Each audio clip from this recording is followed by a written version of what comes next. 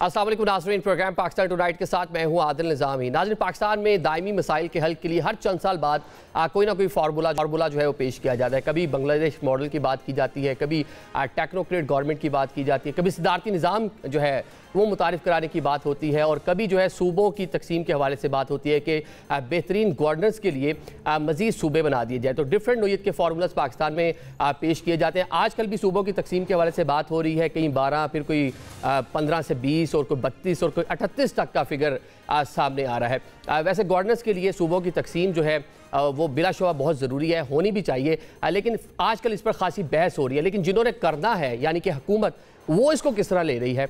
आज राना सनाउल्लाह साहब जो प्राइम मिनिस्टर ऑफ पाकिस्तान के मुशीर हैं सियासी अमूर के हवाले से, उनसे इस पर सवाल पूछा गया तो बड़ा दिलचस्प इस पर जवाब दिया। उन्होंने क्या कहा आपके सामने।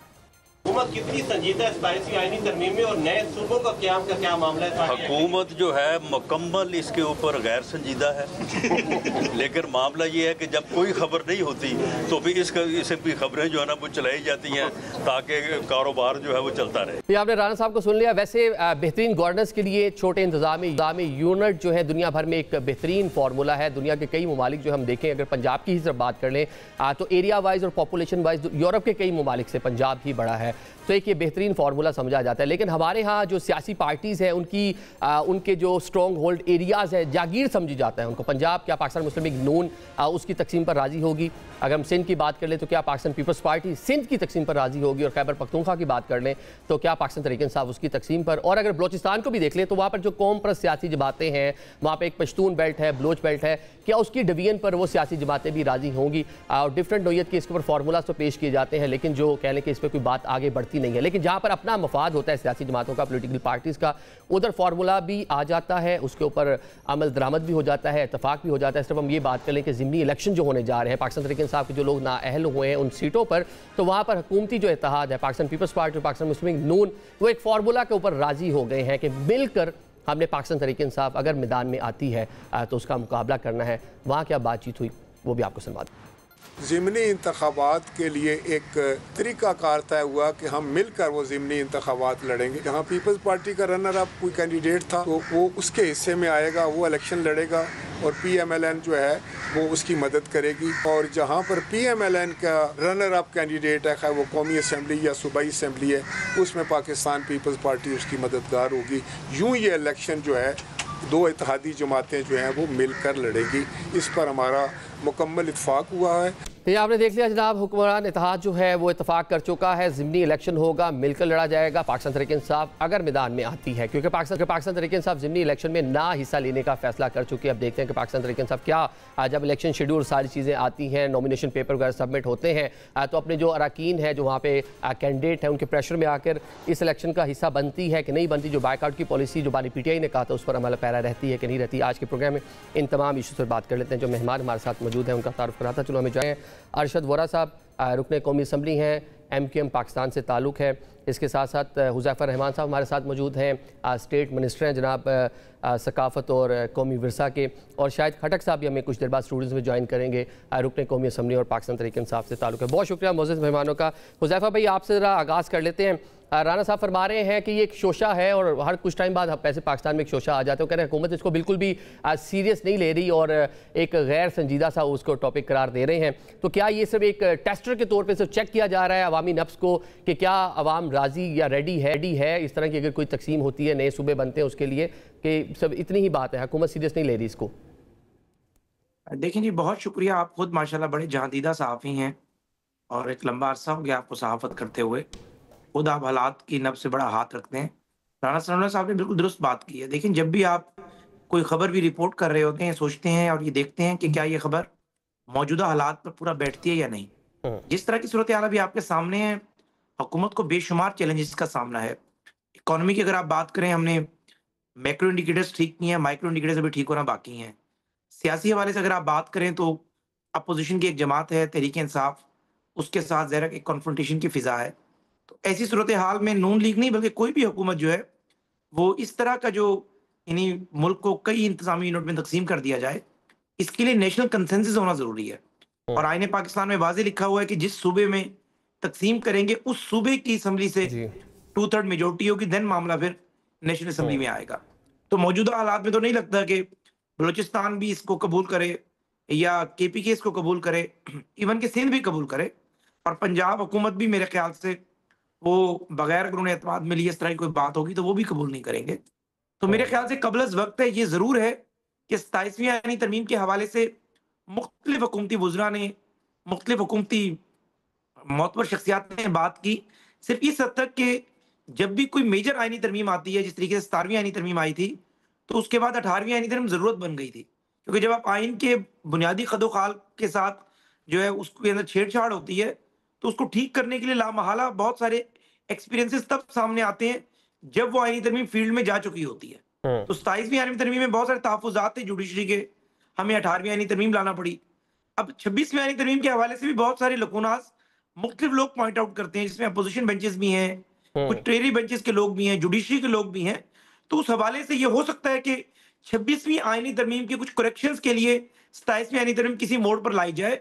लेकिन इस तरीके से प्रोपेगेंडा करना कि 26 इंतजामी यूनिट मज़ीद तकसीम हो रहे हैं, ठीक है, लेकिन जो राणा साहब ने जो बात की उससे तो ये लगा कि वो तो 27वीं आईनी तरमीम की भी नफ़ी कर रहे हैं कि हुकूमत अभी इस हवाले से भी कोई संजीदा नहीं है। और साथ में भी आपने बड़ी दो अहम बातें की हैं। आपने कहा जनाब कि जिस सूबे की तकसीम है वहाँ की सूबाई असम्बली ने वहाँ से करारदाद जो है मंजूर करनी है, नंबर्स पूरे होना।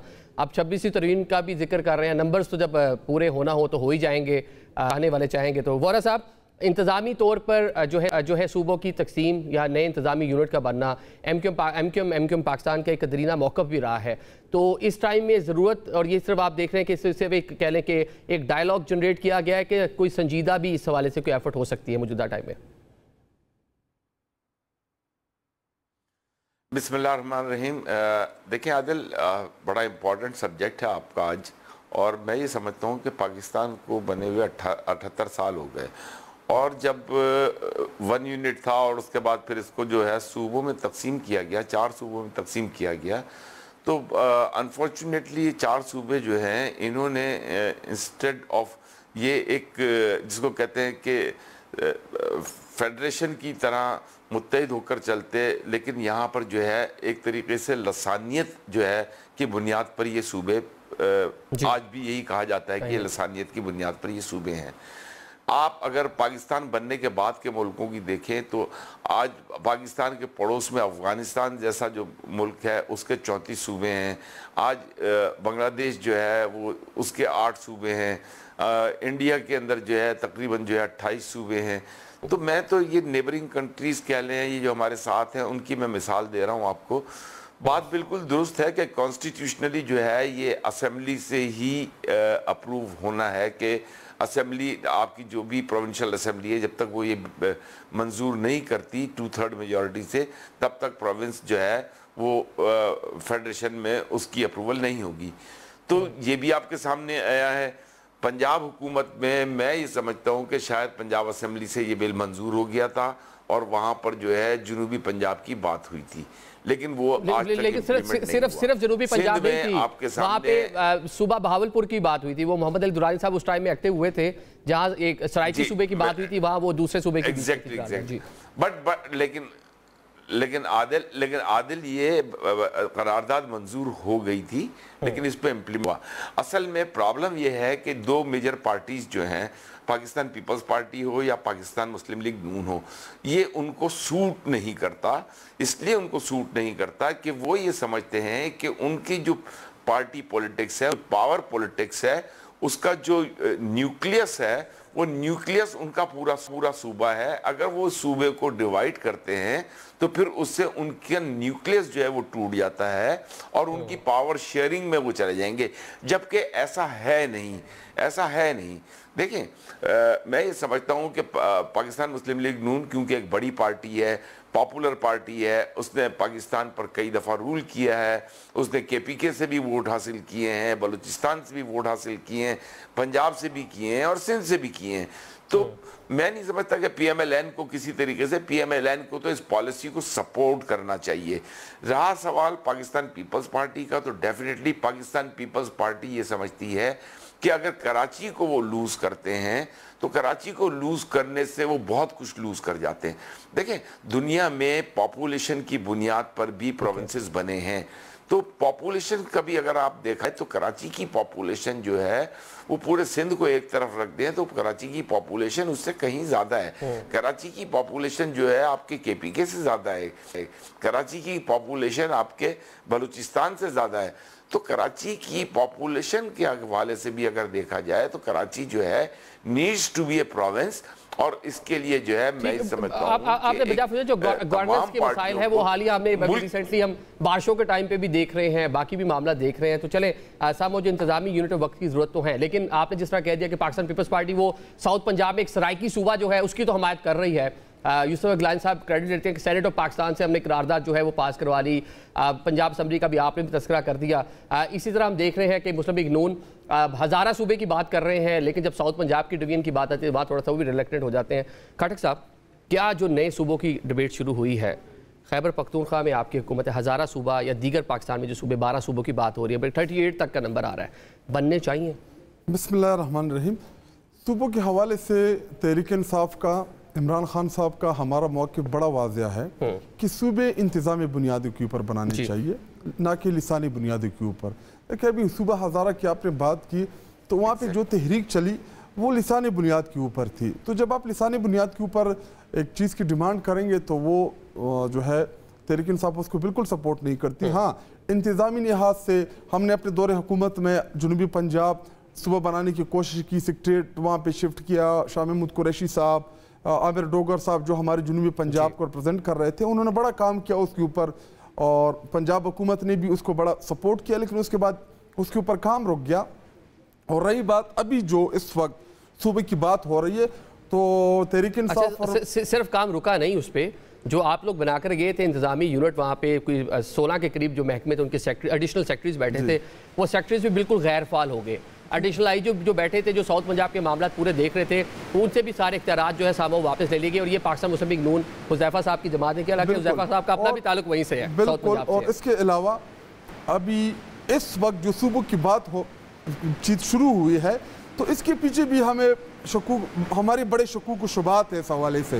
देखिए जब से ये मिनरल वाला इशू शुरू हुआ है तो हम ये समझते हैं कि बेसिकली ना ये पंजाब की तकसीम के लिए है, ना ये सिंध और कराची की तकसीम के लिए है, बल्कि ये चाहते हैं कि जो एक्स फाटा या जमशुदा अजला जो खैबर पख्तूनख्वा में जम हो चुके हैं, तो हमें तो यही लग रहा है कि ये उसके लिए कोई सेटिंग कर रहे हैं, लेकिन ऐसा हम करने नहीं देंगे। अच्छा, लेकिन हमें एक और चीज़ भी लग रही है कि हो सकता है कि NFC अवार्ड के ऊपर उसको रीविजिट करने का हुकूमत और इदारों का फैसला था कि वफाक के पास कुछ बचता नहीं है, जो पैसे बचते हैं सारे कर्जों में चले जाते हैं। हुज़ैफा साहब, ये गलत NFC के हवाले से इन्होंने ये गलत कर रहे हैं। हाँ। ये झूठ बोल रहे हैं जो इनकी फिक्र थे। 5000 अरब से ज्यादा रुपए बचते हैं विफाक के साथ। अच्छा। इससे भी ज्यादा होते हैं।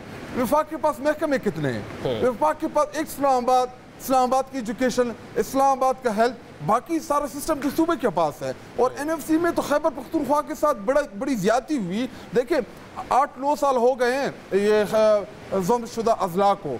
NFC में आबादी के लिहाज से जो 80-90 लाख जमशुदा अजला के लोग खैबर पख्तूनख्वा में मर्ज हुए, तो NFC तो उस वक्त रिवाइज होना चाहिए था, उसी वक्त खैबर पख्तूनख्वा को पैसे मिलने चाहिए, क्योंकि पुलिस वहाँ पे हमारी है, हेल्थ सिस्टम हमारा है, एजुकेशन हमारी, तमाम इंतजामी अमूर वहाँ की प्रोविंशियल गवर्नमेंट देख रही, तो उस वक्त हमारे साथ ज्यादती हुई, हमें ड्यू शेयर नहीं मिला। इसी तरह NHP में जो नेट हाइड्रल प्रॉफिट है उसकी मद में हमारे यहाँ पे 400-500 अरब से जायद के रुपए विफाक के जिम्मे हैं, हमें वो नहीं मिले। ऑयल एंड गैस में इसी तरह जितने भी सेक्टर हैं, और PSDP में खैबर पख्तूनख्वा के लिए सिर्फ और सिर्फ मेरे ख्याल में 40-45 करोड़ रुपए इन्होंने रखे हैं। अच्छा। तो ये तो ज्यादा कर रहा है खैबर पख्तूनख्वा के साथ। हाँ, अगर इनके साथ हेल्थ होता, एजुकेशन होता, या जो बड़े बड़े डिपार्टमेंट हैं, तो उसके बाद विफाक का गिला होता कि जी हमारे पास जो है पैसे कम है। अभी तो सारे डिवाल्ड डिपार्टमेंट सारे सूबे चले गए हैं। अभी देखिए, अभी जो सैलाब है खैबर पख्तूनख्वा स्पेशली बुनेर में, तो खैबर पख्तूनख्वा की रेस्क्यू टीमें खुद वहाँ पे काम कर रही है। वहाँ पे जो विफाक की जिम्मेदारी भी बनती थी, देखिए मुल्क हमारा है, लेकिन इनकी इफिशिएंसी, इनकी कारकर्दगी जीरो। नहीं, तो गंडापुर साहब ने कहा, आपको प्राइम मिनिस्टर ने ऑफर किया था, आपने बाकी को तो गंडापुर साहब ने कहा कि नहीं, वज़ीर-ए-आज़म हम खुद काफी हैं। देखिए गो कि वज़ीर-ए-आज़म जाली है, गो कि फॉर्म 47 का है, लेकिन मुल्क के ऊपर मुसलत तो है, खुद वहां पे करता कार्रवाई, वहां पे भेज देता इमदादी चीजें, कौन इसको मना करता। लेकिन अभी हम उनको कहेंगे कि ये मुल्क उनका, ये सूबा पाकिस्तान का हिस्सा नहीं है, देखिए कुदरती आफात के ऊपर तो बिल्कुल भी सियासत नहीं करनी चाहिए जिधर भी हो।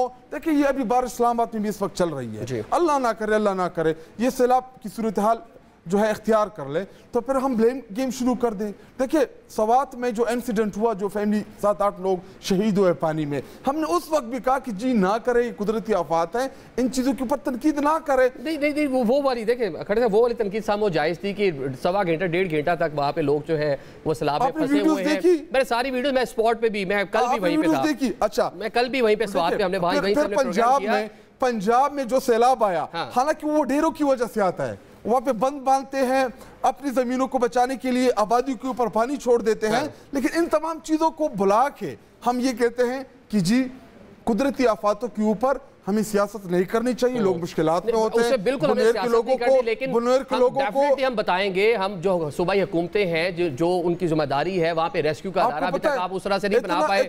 12 साल से हुकूमत है, यूं ना करें। देखिए जो रेस्क्यू एहलकार वहाँ पे पहुंचे उनके पास इक्विपमेंट नहीं था। नहीं जी ऐसा नहीं, इक्विपमेंट नहीं था, बिल्कुल ऐसा नहीं। वहाँ की रिपोर्ट्स हैं, वहाँ बिल्कुल ऐसा नहीं था। मैं आपको बताऊं, वहाँ पे जब इंडिया में वाले आए उन्होंने काम रुकवा दिया वहाँ पर। अच्छा हाँ, अब डिप्टी कमिश्नर वेरीफाई कर सकती इन चीजों को।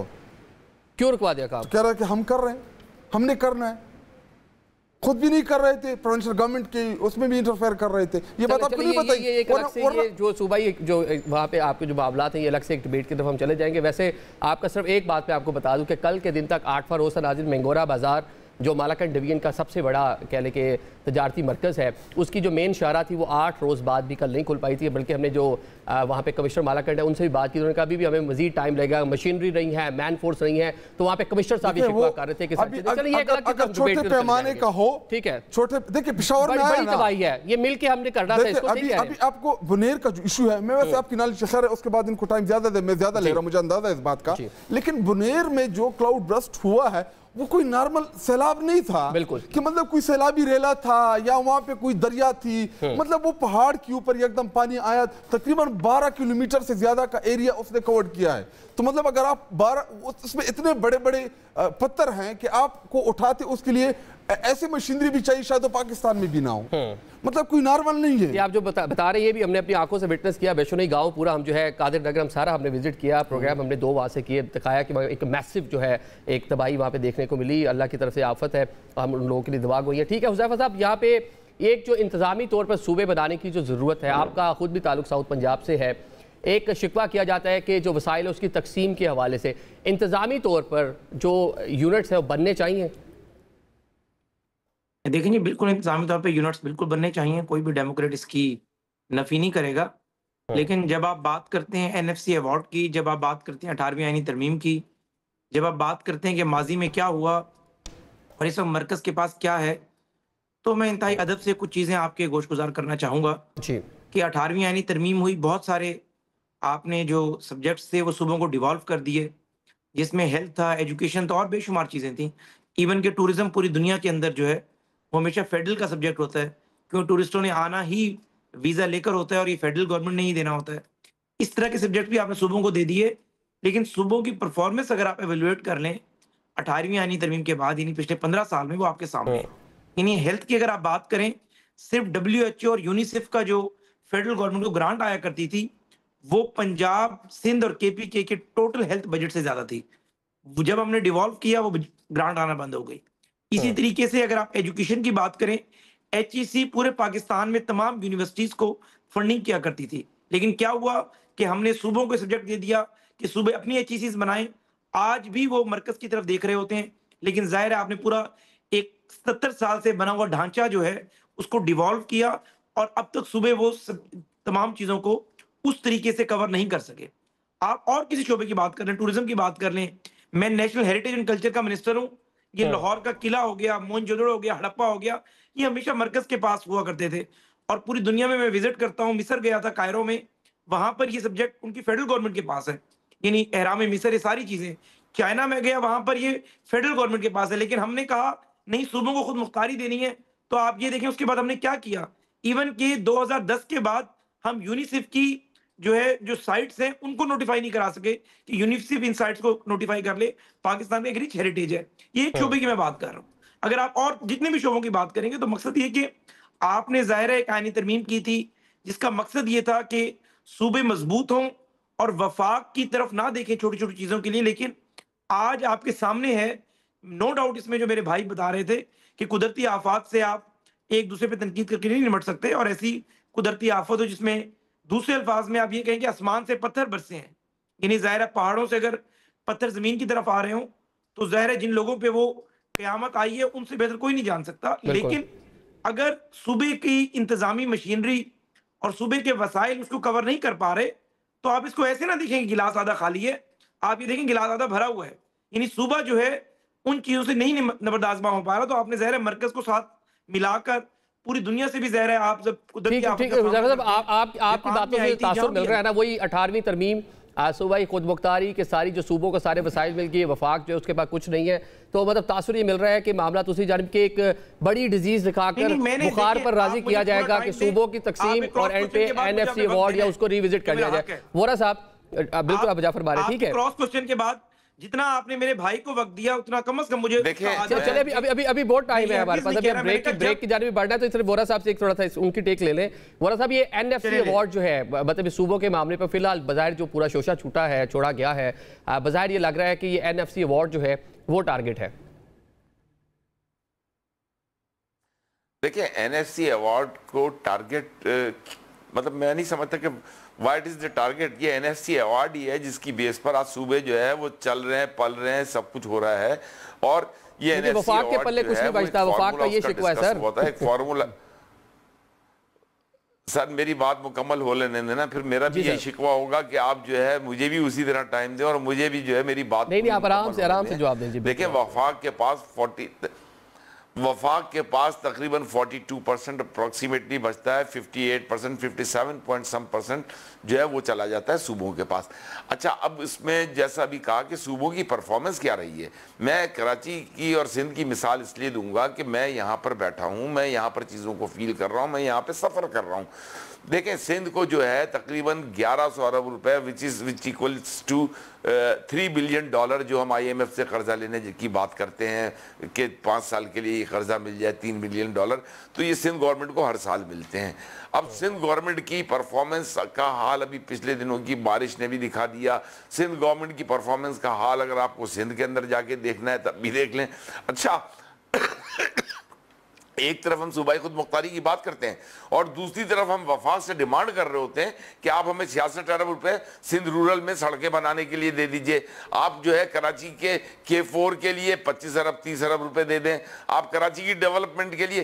तो ये तो सिंध हुकूमत की रिस्पॉन्सिबिलिटी थी ना। फिर सिंध हुकूमत ने ये रिस्पॉन्सिबिलिटी, एक तरफ हम जो है पैसा उधर से वो भी ले लें और फिर डेवलपमेंट के लिए हमारी नजरें जो है वो वफाक की तरफ भी हों, तो ये चीजें मुनासिब नहीं है। हमारा NFC जो हमारा कॉन्स्टिट्यूशन में आर्टिकल 160 जो है 164 जो है 160 का 4 वो ये कहता है कि NFC अवार्ड को किसी भी वक्त चाहें तो उसको दोबारा से उसको स्टडी करके दोबारा से उसको जो है उसकी फॉर्मुलेशन को दोबारा से रीएड्रेस किया जा सकता है। तो ऐसा नहीं है। इसको देखें, आज हमारा मुल्क जो जिस इकोनॉमिक उससे गुजर रहा है परेशानी से, उसमें हमें डेट्स भी चुकानी है। अब वो डेट्स जो है रिस्पॉन्सिबिलिटी फेडरल गवर्नमेंट की है। आज हमारा मुल्क जो है उसमें आपने सूबों को इतना खुद मुख्तार कर दिया कि उनकी परफॉर्मेंस की कोई इवेल्यूएशन नहीं है। आपका NFC अवार्ड जो है परफॉर्मेंस बेस्ड होना चाहिए। आपको देखना चाहिए कि एजुकेशन जो है वो किस सूबे में कितनी एजुकेशन है, कितने बच्चे जो हैं वो स्कूल से बाहर हैं, कितने स्कूल जो हैं वो उजाड़ खाने बने हुए हैं। तो ये तमाम फैक्टर्स इन्वॉल्व होते हैं आपके NFC अवार्ड के लिए। आपको इसको रीएड्रेस करने की वाकई ज़रूरत है। मैं सिंपल एक बात और कर दूं, देखें अगर प्रोविंसेस बनाने की बात होती है तो कराची अलोन इटसेल्फ, आपको पता ही है कि कराची पाकिस्तान की पूरे नेशनल एक्सचेकर में 68% कंट्रीब्यूट करता है। पूरे पाकिस्तान का 54% जो है वो कराची जो है एक्सपोर्ट कर रहा है। पूरे पाकिस्तान की 25% GDP में कंट्रीब्यूशन कराची का है। और कराची सिंध को 306 बिलियन रुपए हर साल सिंध रेवेन्यू बोर्ड को टैक्स देता है, जो कि 98% कराची से कलेक्ट होता है। कराची को फेडरेशन से सिर्फ NFC के अलावा किसी चीज की जरूरत नहीं होगी, बल्कि NFC में भी कराची कहेगा हमें काट दो, हम अपने टैक्सेस से अपने शहर को डेवलप कर लेंगे। इंतजामी तौर पे यूनिट्स की जरूरत तो है, उस पर तो मुतफिक है, लेकिन जहाँ जहाँ अपना स्ट्रॉन्ग होल्ड है वहाँ सियासी बातें थोड़ा रिलेक्टेड हमें दिखाई देते हैं। चले एक ब्रेक की तरफ बढ़ते हैं, ब्रेक के बाद एक सियासी फार्मूला ज़िमनी इलेक्शन के हवाले से तय हुआ है, उस पर बात करेंगे।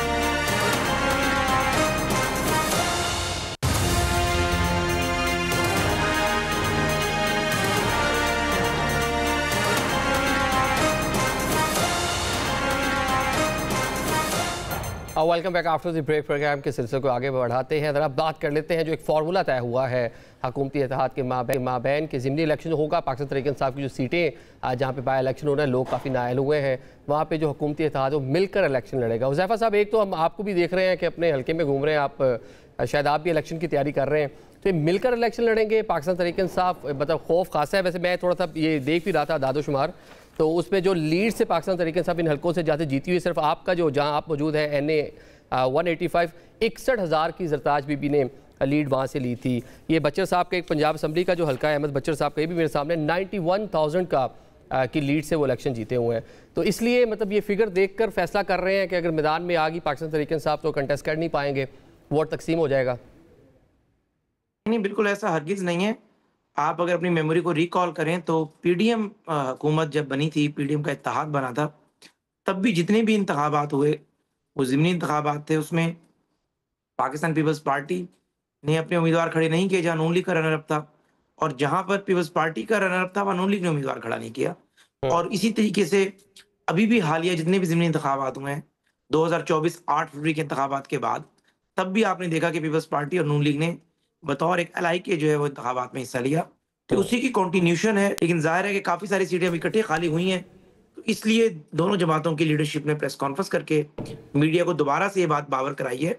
अदरवाइज तो ये तयशुदा बात है और पिछले 3 साल से बात तय हुई हुई है। इसका कोई इस बात से ताल्लुक नहीं है कि मार्जिन जो है शिकस्त का ज़्यादा था मुख्तलिफ हल्कों में और एक दूसरे के इत्तेहाद के बगैर लड़ना मुमकिन नहीं है, ऐसी हरगिज़ बात नहीं है। लेकिन चूँकि कमिटमेंट हमने दी हुई थी पाकिस्तान पीपल्स पार्टी को, तो ये मुनासिब नहीं लगता था कि अब हम फेडरल में भी हुकूमत में हैं, सूबे में भी हुकूमत में हैं, और जहाँ पर उनका हक बनता है ख़ास तौर पे मुजफ्फरगढ़ में उनका रनर था और हमारा उम्मीदवार तीसरे नंबर पर था। तो ऐसे हल्कों में ज़ाहिर है अगर हम चाहते तो अपना उम्मीदवार खड़ा कर सकते थे। ये जमशेद दस्ती वाले हल्के की मैं बात कर रहा हूँ। तो उससे ज़ाहिर है बात जाती कि शायद आज हम मरकज़ और सूबे में हुकूमत होने के बाद जो है अपनी कमिटमेंट को डिसोन कर रहे हैं, और PMLN और PMLN की लीडरशिप की कभी ये बात नहीं रही कि आप इक़्तिदार में जो है और बात करें और अपोजिशन में और बात करें। तो आज की जो प्रेस कॉन्फ्रेंस है और दोनों जमातों ने मिलकर इंतखाबात में हिस्सा लेने का जो फैसला किया है, ये बेसिकली 2022 में जो कमिटमेंट हुई थी उसकी कंटिन्यूशन है जी। ठीक है, लेकिन ज़्यादातर सीटों पे तो हम देख रहे हैं कि रनर अप जो है पाकिस्तान मुस्लिम लीग नून ही रही है, लेकिन ऑन द अदर साइड जहाँ स्पेस और आप कमिटमेंट्स की बात कर रहे हैं, तो पाकिस्तान पीपल्स पार्टी को शिकवा रहा है कि पंजाब में उस तरह से स्पेस उसको मिली नहीं, लेकिन चले मिलकर इलेक्शन लड़ रहे हैं। एक तो खट्टर साहब ये बता दें, वो तो मिलकर इत्तेहाद बना लिया, इलेक्शन लड़ रहे हैं आप लोग, आप इलेक्शन में जा रहे हैं कि बायकॉट करेंगे? एक कोई शर्म होती है, कोई हया होती है, डेमोक्रेसी जमहूरियत के नाम लेते हैं, और पीपल पार्टी तो बड़ी जमहूरियत पसंद और ख़ुद को जमहूरियत के चैम्पियन, आइन, कानून, ईवान, इन तमाम चीज़ों का क्रेडिट लेती है। आपने कभी तारीख में सुना है कि अपोजिशन लीड, तीनों हाउसेस के अपोजिशन लीडर उनको डिस्क्वालीफाई कर दो? MNA देखिए, पहले 8 फरवरी को 80-90 से ज़्यादा हमारी सीटों के ऊपर डाका डाला गया, इनकी रूह को तस्कीन नहीं मिला, वो ईवान में इनको जो मखसूस नशस्तें हैं वो तमा दी गई, उस पर तस्कीन नहीं मिला। अभी पार्लियामान में मेंबरान हमारे बैठे हुए थे, रिकाउंट में उनको हरा दिया गया, अभी उनकी रूह को तस्कीन ना मिली। अभी जो इलेक्टेड जिनको लोगों ने मुंतखब किया है उनकी ईवान से बाहर कर दो, और जी ज़िमनी इलेक्शन, जी हम इत्तेहाद कर रहे हैं, हम आपस में मिल के लड़ रहे हैं। और शर्म होती है इंसान की, कोई हया होती है। देखिए, बेसिकली बुनियादी तौर पे पैगाम तो ये है कि अवाम को ये पैगाम दे कि आपकी वोट की कीमत नहीं है इस मुल्क में, आपकी वोट की कदर ही नहीं है, आप वोट डाल दे ना डाल दे। गवर्नर सिंध ने बड़ी ज़बरदस्त बात की है, लोगों ने उसको मजाकिया तौर पे लिया है, वो मजाक नहीं कर रहा था, वो किसी का पैगाम दे रहा था कौम को कि आप वोट डालें ना डालें, कोई फ़र्क नहीं पड़ता इससे। लेकिन जो हमारी सिविल सुप्रीमेसी की जो जदोजहद इस मुल्क में, जमहूरियत की बहाली, आइन की बहाली, कानून की बहाली, तो ये हमारी जदोजहद जो है ये जारी रहेगी। और ये चाहते हैं कि हम सिस्टम से बाहर चले जाएं, और ये चाहते हैं कि हम तहरीक इंसाफ को सिस्टम से बाहर कर दें। लेकिन इस सिस्टम की बेहतरी के लिए हम ईवान के अंदर, ईवान के बाहर, हर जगह ये जिहाद जो है ये हम करते रहेंगे। इलेक्शन लड़ेंगे, बायकॉट नहीं करेंगे। नहीं, अभी तो कोर्ट्स का भी देखते हैं कि कोर्ट उसके हवाले से क्या कई हल्कों में इलेक्शन कमीशन ने शेड्यूल भी जारी कर दिया है। इलेक्शन कमीशन को तो हमारे मामले में जब हमें नशिस्तें मिल रही थी, सुप्रीम कोर्ट ऑफ पाकिस्तान के लार्जर बेंच ने जब फैसला किया, 8 महीने तक फैसला नहीं कर रहे थे। उधर से डिस्क्वालीफाई होते हैं, उधर से जो कानूनी तकाजे वो भी पूरी नहीं होती। इलेक्शन कमीशन इधर से जो है नोटिफिकेशन कर देता है कि जी हम इलेक्शन कराते हैं। ये इलेक्शन कमीशन नहीं, सिलेक्शन कमीशन है, और अरबों खरबों रुपए के अवाम के टैक्स के पैसे हम उस इलेक्शन कमीशन के ऊपर लगा रहे हैं जिसकी अहलियत ही नहीं है। इसका एक काम है इलेक्शन कराना। 8 फरवरी को बुरी तरह नाकाम। उसके बाद ज़िमनी इलेक्शन में आपने देखा कि अभी जो रिसेंट समरियाल में जो इलेक्शन था सियालकोट में, पहले तो फॉर्म 45 में टेम्पर करके 47 में टेम्पर करके, इस दफा तैयार तेले लेके आए थे जालिम के बच्चे। अच्छा, तेले निकाल के दूसरे तेले रख के उसके आदाद शुमार कर लें। तो ये तो जमहूरियत ना हुई, ये तो जमहूरियत की तारीख का सबसे सियाद तरीन, इस तरह जिया के दौर में नहीं हुआ, परवेज मुशर्रफ के दौर में नहीं हुआ, अयूब खान के दौर में नहीं हुआ, जो आज इस दौर में हो रहा है। और ये बदतरीन मार्शल लॉ से भी बदतरीन है। ठीक हो गया। वोरा साहब, ये आप ग्रजेस सुन रहे हैं, शिकवे सुन रहे हैं पाकिस्तान तहरीक इंसाफ के। वो 8 फरवरी इलेक्शन कह रहे हैं कि इलेक्शन में उस तरह से मामला नहीं हुए, इनके शिकवा आपने सुन लिया है। फिर उसके बाद वो आप पॉलिटिकल स्पेस की बात कर रहे हैं, सजाएं, नाअहलियाँ, सारी की सारी चीज़ें। तो ये पॉलिटिकल सिस्टम जो इस टाइम चल रहा है, इन हालात में उसकी वक़्त क्या रह जाती है? देखें, ये सारा पॉलिटिक्स जो है उस इट्स पार्ट ऑफ पॉलिटिक्स। और जो जुडिशरी के जिस तरीके से जुडिशरी से जब फैसले आते हैं, और उन फैसलों में जैसे अभी 8 केसेस में इमरान खान साहब को जो है ज़मानत मिल गई, उस पर जो है मिठाइयाँ तकसीम की गई, तब जुडिशरी ठीक हो गई। और जब जो है उनके खिलाफ कोई वो आ जाए, फैसला आ जाए, तो फिर जुडिशरी जो है वो ख़राब हो जाती है, जुडिशरी जो है पार्शल हो जाती है। तो ये चीज़ें देखें, ये हमारी बदकिस्मती है कि हम जो है अभी एक लर्निंग स्टेज में, हमें 78 साल हो गए, लेकिन आज तक हम जो है ना तो अपनी जमहूरियत को ठीक कर सकें, ना हमारी अपनी पॉलिटिकल पार्टियां जो हैं वो अपने इंस्टीट्यूशंस के साथ जो है वो सही नहीं चल सकी, अपने खुद के अंदर जो है वो प्रॉपर इलेक्शंस नहीं करा सकी। अपने खुद के अंदर जब वो जमहूरियत को नहीं लेकर आएंगे तो फिर वो कैसे एक्सपेक्ट करते हैं कि अपने मुल्क में वो जमहूरियत को परवान चढ़ाएंगे? तो ये तो हमारी अपनी पॉलिटिकल पार्टियों का भी फेलियर है। और मैं ये समझता हूँ कि जिस तरीके से ये इलेक्शन की जो बात हो रही है, इस इलेक्शन में पीटीआई ज़रूर हिस्सा लेगी। पीटीआई कभी भी जो है वो ग्राउंड खाली नहीं छोड़ेगी किसी भी जमात के लिए, चाहे वो एमकेएम हो, चाहे वो पीपल्स पार्टी हो, चाहे पीएमएलएन हो। तो PTI should contest and they will contest. लेकिन फिर मेरी बात वही है कि देखें, हमें बहुत, आप जब 2024 के इलेक्शन को क्रिटिसाइज करते हो तो आप 2008 के आरटीएस सिस्टम को भूल गए। आप 2008 यहाँ तो दूसरे दिन 2018 में तो 23 में तो 24 में जो रिजल्ट है वो तो चले 24 घंटे में आ गया, 48 घंटे में आया। वहां तो 4-4, 5-5 दिन तक रिजल्ट नहीं आया। एक चैनल जो है वो मुझे डिक्लेयर कर चुका था कि मैं जीत गया हूँ, और उसके बाद नहीं तो उस वक्त आप करा लेते ना, जब 2018 में आप पाकिस्तान की तारीख में ऐसे कोई इलेक्शन करा लेना, हुकूमत है। मैं आपकी बात में नहीं बोला, आप बीच में ना बोले तो बेहतर होगा। आप बीच में ना बोले तो बेहतर होगा। मेरी बारी है, let me speak for myself. जी वोरा साहब, वोरा साहब मुकम्मल कीजिए। देखें, बात यह है कि 2018 के इलेक्शन में जब इनको मौका मिला था तो करवा लेते ना इंक्वायरी। तो मैं जो भुगता है मैं अपनी बात कर रहा हूं, मैं किसी और की बात नहीं कर रहा। मेरा तो रिजल्ट अनाउंस हो गया, टीवी पे आ गया, फॉर्म 45 आ गए, सारा कुछ हो गया। 4 दिन बाद जिस शख्स का किसी को नाम भी नहीं पता था, जिसको कोई जानता भी नहीं था, इलेक्शन कंपेटिशन में भी नहीं था, वो जीत के चला गया। उसके बाद फिर 2018 में जो गवर्नमेंट मिली है तो परफॉर्मेंस भी तो काउंट होती है ना। तो 2024 के इलेक्शन में क्या परफॉर्मेंस काउंट नहीं होगी? क्या इस शहर के साथ जो वादे किए गए थे, इस शहर के वादों में से 1% भी कोई वादा पूरा हुआ नहीं हुआ? तो फिर कैसे एक्सपेक्ट करते हैं कि अवाम मुड़कर जो है वो पीटीआई को इस शहर से वोट देगी? ऐसा नहीं है। देखें, ठीक हो गया। मुझे एक ब्रेक की जाने बढ़ना है। ब्रेक के बाद बड़ी एक अहम चीज़ है, एक बयान आपने देखा वो आपको सुनवाएंगे, जिसके बाद कुछ एक बड़ी सियासी डेवलपमेंट हुई है। वो डेवलपमेंट क्या थी जनाब? अलीमा खान साहिबा के जो दोनों साहबजादे हैं वो गिरफ्तार हुए, वो बयान का था, वो भी आपको सुनवाएंगे। उससे पहले ब्रेक लेते हैं।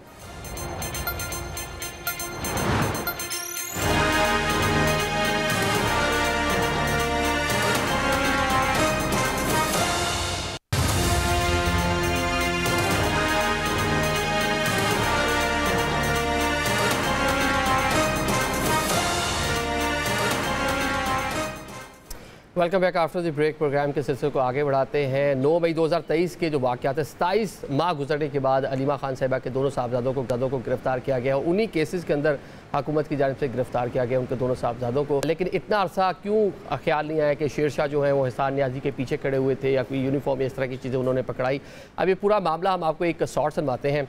ये शायद ये जो है कह लें कि स्कोर सेटल करने की एक कोशिश की गई है। ये ज़रा 22 जुलाई 2025 का ज़रा इंटरव्यू सुन लें, इस पर फिर बात करते हैं। जब हसन नियाजी पतलून लहराने के इल्जाम में आज भी पाबंद सलासल हैं, तो वो वीडियो जो है उसमें तो साथ में कड़ा पतलून हाथ में देने वाला तो इसका बेटा शेरशाह है। शेरशाह जो है वो कोर कमांडर के घर के केस में नामजद मुल्जिम है, मफरूर हुआ। मई में के महीने में ही इसका बेटा जो है वो लंदन वारिद हो गया, फिर दूसरे बेटे को भी भिजवा दिया। अब ये वापस आ गए, हजरत दंदना से फिर रहे हैं, कभी कोट लखपत जेल, कभी कचेरियों में, कभी इस्लामाबाद हाई कोर्ट। नहीं इसने जमानत की है, नहीं ये गिरफ्तार हुआ है। ये आपने सुन लिया जनाब शेर अफजल मरवत साहब क्या फरमा रहे हैं। जहाँ किसी का जिस जानिब ध्यान नहीं गया वहाँ मरवत साहब ने उस जगह को कह लेकर आइडेंटिफाई कर दिया और वहाँ हुकूमत का ध्यान जो है मबजूल करवाया गया उनकी जानिब से। साहब वो ये लगता है कि स्कोर सेटल किया गया, क्योंकि अलीमा खान साहिबा से उनको खासे शिकवे हैं। आज भी हम उनका एक बयान सुन रहे थे, फरमा रहे थे कि मेहरबानी पीटीआई को जेल में गले मिला, लेकिन बाहर आकर अलीमा खान ने कहा नहीं ऐसा कोई वाक़या नहीं हुआ। तो उनको एक कह लें कि उनका एक मामला चलता आ रहा है। तो खटक साहब ये स्कोर सेटल किया मरवत साहब ने? देखिए, पहली बात तो ये कि इमरान खान साहब की फैमिली जो है ये हमें बहुत अजीज़ है। इमरान खान साहब की फैमिली आज क्यों सड़कों के ऊपर हैं? क्या वो कोई बेनिफिशरी थे?